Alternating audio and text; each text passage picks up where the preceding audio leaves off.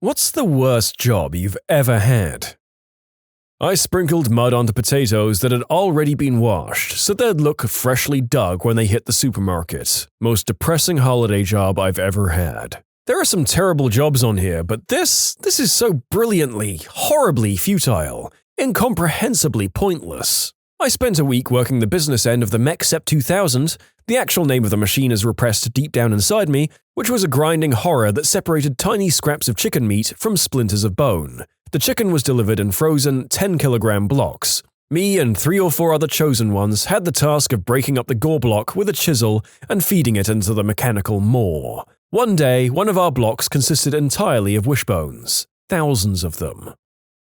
I've had terrible jobs, but nothing compares to this guy that called into a radio contest for worst job titles, as his was Chicken Butthole Remover. He stood on the slaughter line and made sure the carcasses were butthole free. If they weren't, it was his job to fix it. Tell us why you won this job. Well, I've always been passionate about not eating chicken buttholes, so I figured I could do some good in the world. Just making sure one family doesn't accidentally consume chicken poo strainer is enough for me.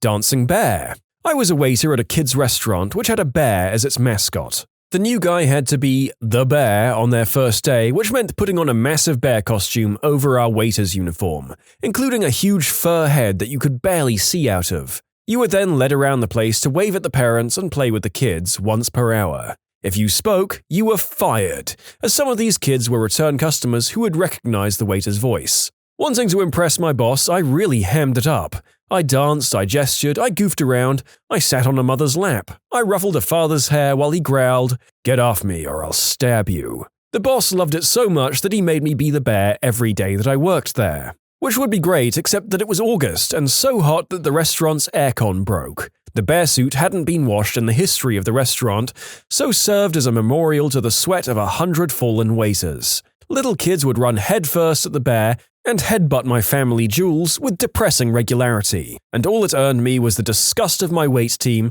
who thought I was goofing off work by being the bear, since it was clearly easier than carrying 2 plates of reheated lasagna across the room and refilling drinks. As many other commenters noted, I was relieved when this person clarified that the job in question was someone in a bear costume and not a live bear in a children's restaurant. Admittedly, the bear's job in that theoretical situation wouldn't be great either.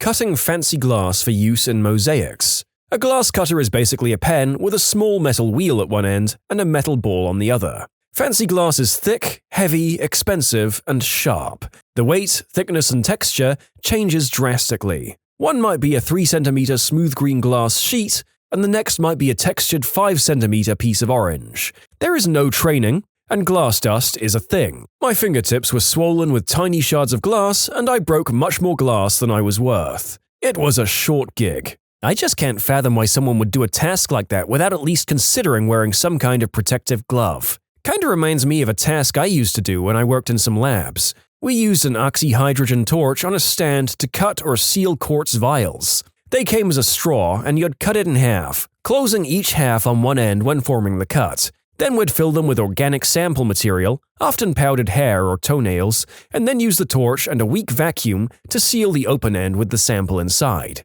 That way, the mass of the sample is permanently stored and can be irradiated and analyzed over and over. Anyway, this task essentially meant that you had to be holding this tiny little vial about the diameter of a drinking straw in a torch flame hot enough to melt fricking quartz, above 1600 degrees, in a matter of 2 seconds or so, and your bare fingers were about 2 inches from the flame. There was no way you'd have the dexterity to do it with leather gloves on, and anything else would be at risk of melting into your flesh if you accidentally got burned. That was a rather unnerving task.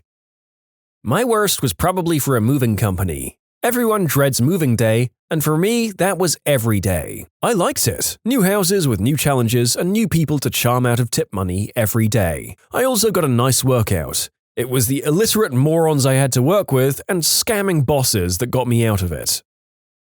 Hotel housekeeping. If it comes out of the human body, I've cleaned it up. I started in a by-the-hour motel when I was 14, owned by a woman who didn't bother with hazardous waste procedure and cleaned up what looked like a murder scene with nothing but bleach and kitchen gloves. I walked into that room and was absolutely positive that when I pulled back the shower curtain, there was going to be a body in the bathtub. Thankfully, there wasn't, just blood everywhere. The owner refused to let me call the police and just made me clean it, and I didn't want to get in crap for bleaching a murder scene at 14, so I never did call the cops. That hotel owner definitely killed someone and made you clean it up.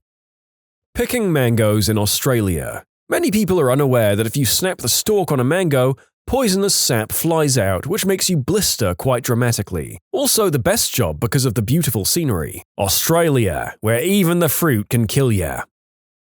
I worked at a slaughterhouse for a little while. They killed steers there but got pork shipped in. The hams came in a giant cardboard vat, probably 5 feet wide and 4 feet deep.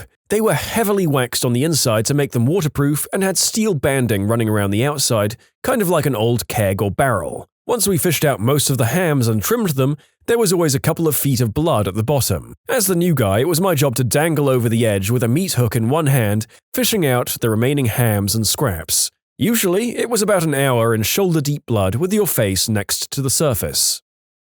I worked in an office, entry-level job after a career switch. My boss was a crazy woman, never happy, never satisfied, always changing her mind and blaming everyone else. One day she called me into her office and she gave me 2 projects, and got mad when I asked her questions about how she wanted them. At the end of the meeting, I asked her, "Which of these 2 do you need first?" Her answer? Both. I thought she had misunderstood my question, so I repeated, "But which of them do you need first?" "Both." "No, really, which of these 2 do you need first?" Her answer at this point was yelling, "Both, both, both, both, both." A few months later, I had enough of her crap and I went to HR to complain about her treatment of the staff. Of course, she had a friend in the HR department and she got wind of it. And she called me in her office and she complained about me complaining about her, and she told me, "You don't complain here, you leave." That was my clue. I called my headhunter and found myself a new, better job with better pay. A few years later, I'd built my career and I was actually ahead of her in responsibility and position. I met her at a conference and she was giving false praise how I was one of the best workers she'd ever had, and then rhetorically asked me why I left, in front of other people. I told her that I had to thank her for my career since she was the one who suggested I leave by telling me, "You don't complain here, you leave." She really didn't like that one. A lovely bit of vicarious justice for those of us who've ever had a crappy and insincere manager in their lives. Revenge like this is very sweet indeed. Door-to-door solar panel salesman for a corrupt home energy company. Nothing better than knocking on someone's front door right in the middle of a Patriots game. I did door-to-door home renovations, windows, doors, sliding, etc. right after the 2008 market crash. I can't tell you how many people told me they weren't going to be able to make their next mortgage payment, let alone spend $20,000 on new windows. Soul-crushing. Crash or no crash, it's still pretty hard even now when the economy is not so bad and people still can't afford $20,000 on new windows. Internship at a public relations firm in college. I was promised agency experience, writing opportunities, and valuable experience. Turns out what they actually meant was sitting in a room for 8 hours cold calling CEOs from an outdated call list and trying to trick them into a sales presentation. Might I add, about a month into the job they hired a new intern manager who was the epitome of Massachusetts trash. Drove to work every day from the Cape on his Harley, it was 2 hours one way, and lauded his degree from Bunker Hill Community College. He chain-smoked and DJ'd on the side at trash North Shore nightclubs. He insisted on sitting in the room with us for 8 hours to check if we were actually making calls, all while berating us for being poor employees and cheap labor. On my last day of the internship, he called me into his office and told me, "The only reason you're still here is because we didn't have to pay you. You'll never be successful like me. You're not cut out for the business world. If I were you, I'd drop out and try to find a trade you'll succeed in." Even as a 19-year-old, I knew an idiot when I saw one. I looked him square in the eye and said, "You can go F yourself," and walked out with the other interns. He then wrote a letter of complaint to my school to try and have my internship credit revoked. But luckily my advisor knew the situation and cut him out. Dan the DJ, if you're reading this, I want you to know I took your advice and did my best to never become you.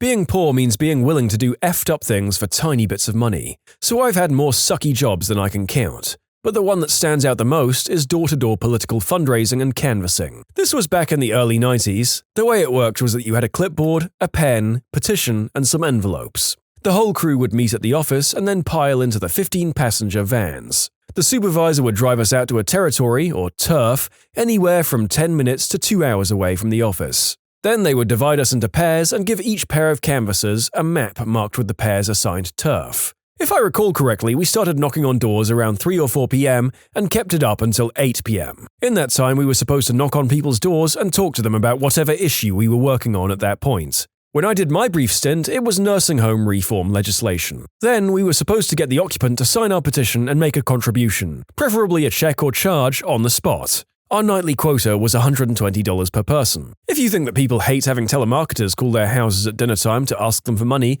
just imagine how much they love it when those same telemarketers show up unannounced on their front doorsteps. Between crappy weather, vicious dogs, smackheads and tweakers answering the door, people's pervasive hatred of trespassers and solicitors, and constant fear of being fired for missing my quota, field canvassing was definitely one of the worst jobs I've ever had. You can submit your own stories to be featured here on the channel. The story submission link is in the description below. And if you want to listen to some vibey music in the background, check out easymode, also linked below, and subscribe.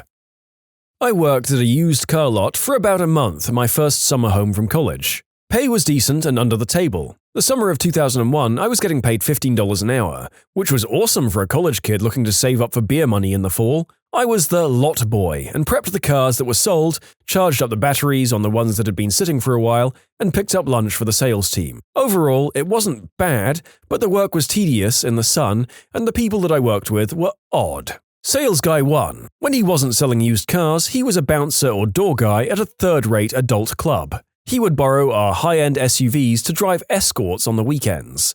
Without the boss knowing, he would have me put dealer plates on them after the owner left on Saturday afternoons. Sales guy 2. This was a peak rap or rock era, and he dressed and acted like a Fred Durst clone. Bragged about how he had multiple girlfriends and would make them bring him food at alternating times. One afternoon, the lunch schedule got crossed and we had an amazing trashy girl fight in the parking lot. The office manager was the former girlfriend of Sales Guy 1 and Sales Guy 2, who retired from dancing at the club to go straight. She still escorted on the weekends, though, processed finance applications and did the cash drops at the bank. The owner. He paid everything in cash and specialized in selling cars for just below $10,000. Every Friday we had a customer who would come in and co-sign on a crappy Nissan Altima with $80K on it and would pay in cash. Always from New York or North Jersey. I just assumed they were engaging in substance dealing or human trafficking. Our mechanic was a quiet guy. He kept to himself and would listen to classic rock all day. After about a week, he told me he was happy for the job as he had been away for a while. He was good about showing me how to work on engines, and we would hang out in the garage drinking Miller High Life out of paper cups. The guy loved Steely Dan. After about a month, I noped right out of there. While the pay was good, the ongoing drama of the people I worked with wasn't enough to hang around. Sales Guy 2 had just gotten arrested on the lot for failing to pay child support, and I knew I was just a few days away of being guilty by association or something. I was a furnace helper in a steel factory. We made bumper mounts and hinges for truck hoods and other heavy steel parts. I unloaded red-hot metal parts from the furnace with a pair of tongs. I used to catch fire 2 or 3 times a day. I hated that. Never have I seen someone so casually drop the fact that they regularly immolated themselves as part of their work. That's not far off referencing that they only had to ward off a few axe-wielding psychopaths from time to time in my book. Dealer in a casino. You learn a lot about different games and get to play cards all shift. You also make some pretty good coin with tips and whatnot. However, you get to meet some of the worst people on the planet. When people start losing money at your table, several hundred to several thousand at a time, suddenly that fun atmosphere becomes soul-suckingly tense, to the point of, you better hope you're not walking alone when you're off tonight. But you get to call your pit boss over and say, this patron just threatened me, and boom, booted out of the casino, banned for 6 months to a year, and possibility of criminal charges. Sometimes I got a nice justice semi working there. Anyone who's thinking of being a dealer, it's definitely not for everyone. If you ever wanted to work wonders for your confidence and have the ability to become a stone when it comes to people being absolute crapheads to you, I suggest it. I think back to what skills I've gained from my time dealing. I've learned to be grateful, and when I have a crap day, I remind myself that I'm not dealing anymore. When people get sarcastic or angry or crappy towards me, it doesn't bother me anymore because I've dealt, no pun intended, with the worst. If you're a student and can handle taking a lot of crap, or want to learn how to handle taking a lot of crap, try being a dealer. You make great money at the cost of your social life. You generally work nights and all through the weekends. One of the things I didn't really mention, but it's implied, when people are giving you crap at your table, you have to stand there and take it. You don't have the option to walk away. Hopefully, your pit bosses are good enough to have your back.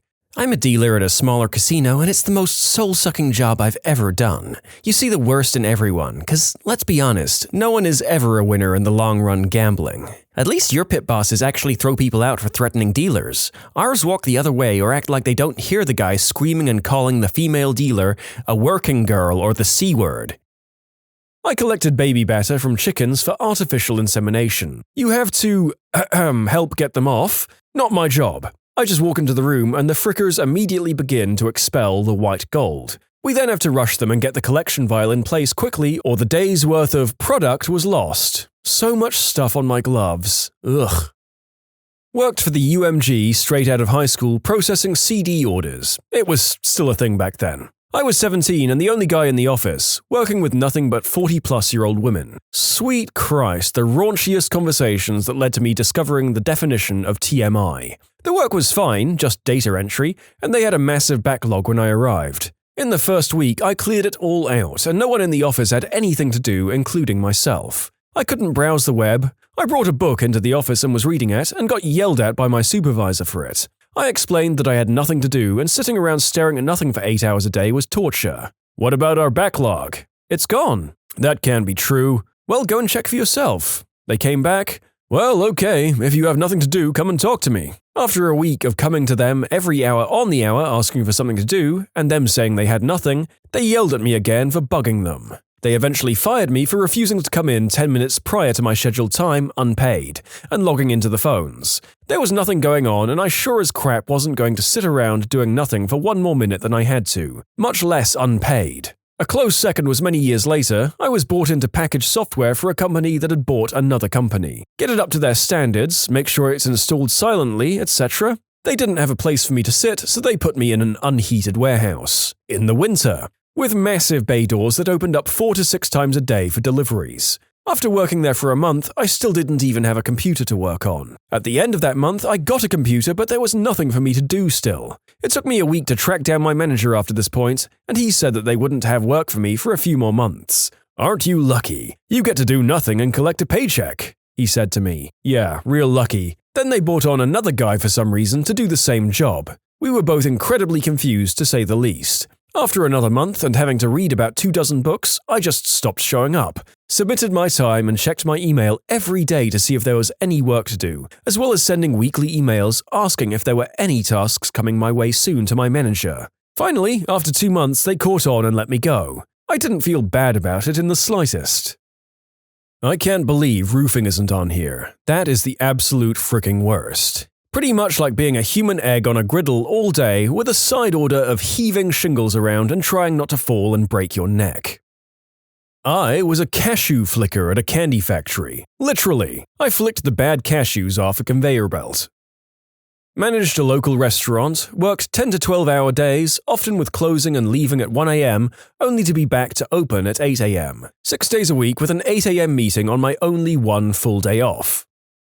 Pyramid scheme selling Kirby vacuums for in-house demonstrations. I got out of that within a couple of weeks. I got offered a job doing this. I went to the interview and he said I'd earn around £2,200 a month, which sounded amazing, but I thought it was a bit too good to be true and didn't take it in the end. I didn't realize it was a pyramid scheme though. A unanimous recurring factor on all the many terrible job, quitting and interview stories that I've done for this channel has been how prevalent these schemes are at sneaking into the serious job market. You've been warned, folks. I took a job with a marketing company working at the mall trying to get people to take surveys. Literally hundreds of people walking right by you, refusing to make eye contact. It's like being a ghost. Horrible job, hated every second of it. I quit after 6 hours. Lifeguard. It was hours upon hours of boredom intermingled with seconds of sheer terror. Glorified cleaners. Spent most of my time cleaning changing rooms and toilets with a bit of time on poolside doing jack all. In 4 years, there was one rescue when I was on shift, and I was mopping the floor in reception. Lifeguard is the best job I've had. For one, our rules were probably a bit different, but I worked at a beach, and by our rules, we could only sit for half an hour at a time. So in an 8-hour day, we only worked a max of 4 hours. The other 4, we would read a book or something.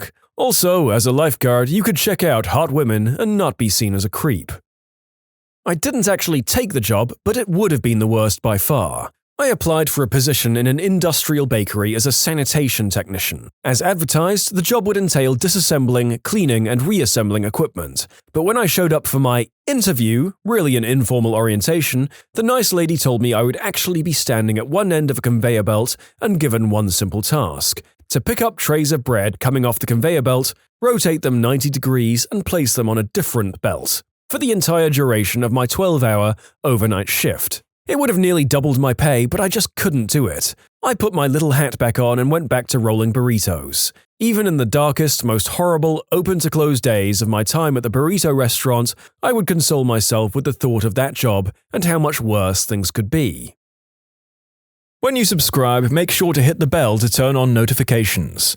Put the playlist on in the background to finish listening to all the stories, or if you want some vibey music to put on in the background, check out easymode. If you like Am I the Genius, give Am I the Jerk a shot. Everything linked in the description.